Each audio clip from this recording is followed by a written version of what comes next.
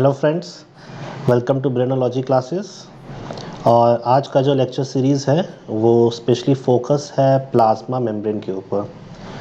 तो जैसे कि आप सबको पता है कि प्लाज्मा मेम्ब्रेन में लिपिड बायलेयर्स प्रेजेंट होते हैं, बट कभी कभी क्या होता है कि लिपिड बायलेयर्स एक स्पेशल स्ट्रक्चर फॉर्म करते हैं जिसे कहते हैं लिपिड राफ्ट। लिपिड राफ्ट में मेजॉरिटी जो फैटी एसिड्स प्रेजेंट्स हैं वो सारे सैचुरेटेड फैटी एसिड्स होते हैं, एज वेल एज यहाँ पे फॉस्फोलिपिड्स के अलावा एक स्फिंगोलिपिड बहुत ज़्यादा मात्रा में मिलती है, और साथ ही में बहुत सारे कोलेस्ट्रॉल मॉलिक्यूल्स रिप्रेजेंट होते हैं। तो इस लिपिड राफ्ट का जो बेसिक स्ट्रक्चर है वो हम आज देखेंगे, और उसके अकॉर्डिंगली जो भी क्वेश्चंस आते हैं CSIRs में उसे भी सॉल्व करने की कोशिश करेंगे। तो ये one of the most important topic है इन प्लाज्मा मेम्ब्रेन। तो चलिए शुरू करते हैं।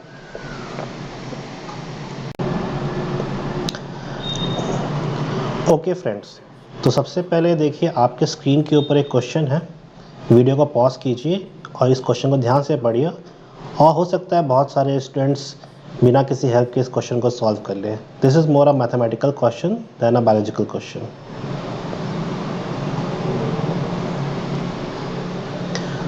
Okay, so if we see this question, यहाँ पे साफ लिखा हुआ है लिपिड राफ्ट्स के बारे में कुछ इन्फॉर्मेशन दी हुई है, और राफ्ट का एक एरिया दिया हुआ है। ठीक है, जैसे estimated size of raft is 35 nanometer square. एक ये इंपॉर्टेंट इन्फॉर्मेशन है।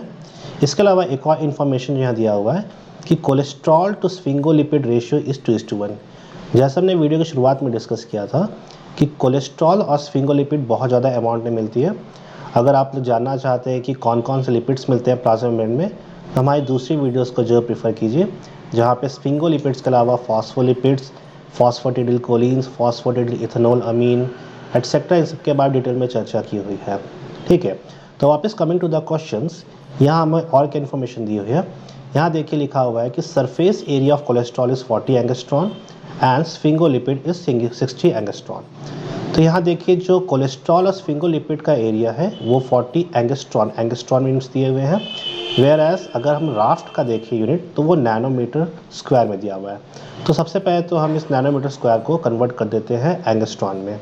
चलिए कन्वर्ट किया जाए, तो 35 नैनोमीटर स्क्वायर, इसको हम मल्टीप्लाई कर देते हैं सिंपली 100 से, that will become 3500 angstrom. Okay, तो ये हम लोग के पास एक estimated size of lipid raft आ गया है।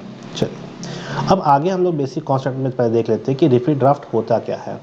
जैसे कि हमने डिस्कस किया कि यहाँ इस फिगर में देखा जाए कि हमारे पास एक प्लाज्मा मेम्ब्रेन का स्ट्रक्चर है, जहाँ पास जो net area of membrane increased at this reason.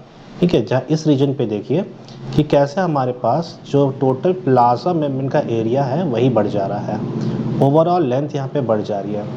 ऐसा इसलिए है क्योंकि अगर एक नॉर्मल सेल मेम्ब्रेन को देखें हम लोग, तो वहाँ पे मेजर पोर्शन होता है फॉस्फोलिपिड्स का,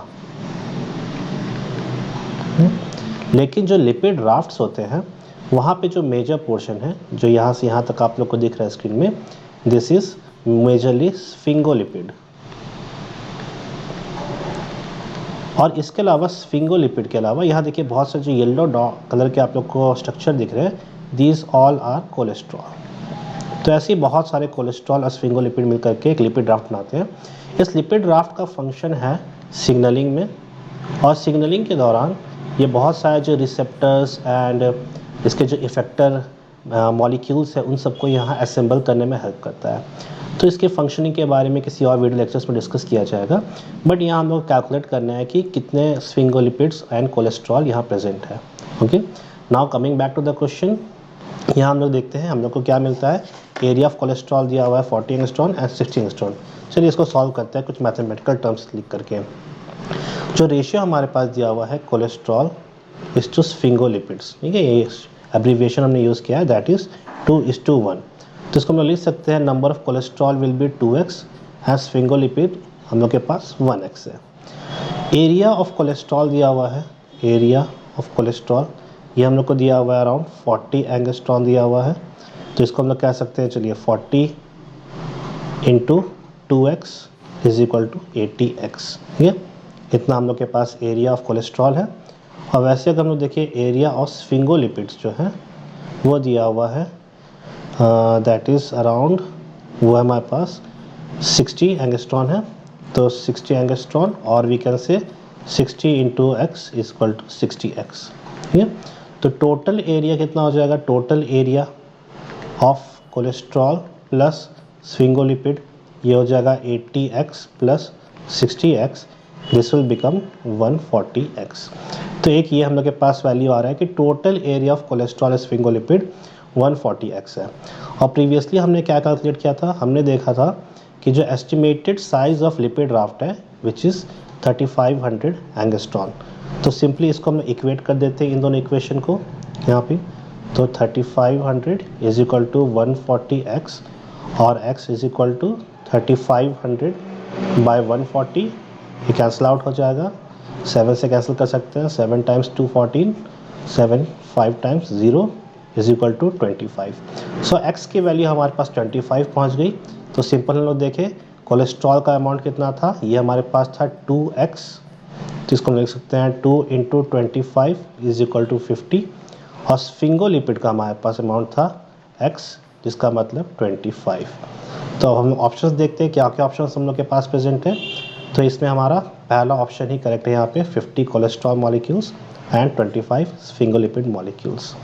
आई होप कि ये लेक्चर आप लोग को समझ में आया होगा।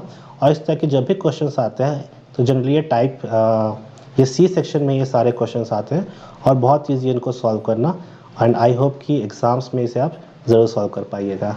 Signing off Brainology classes.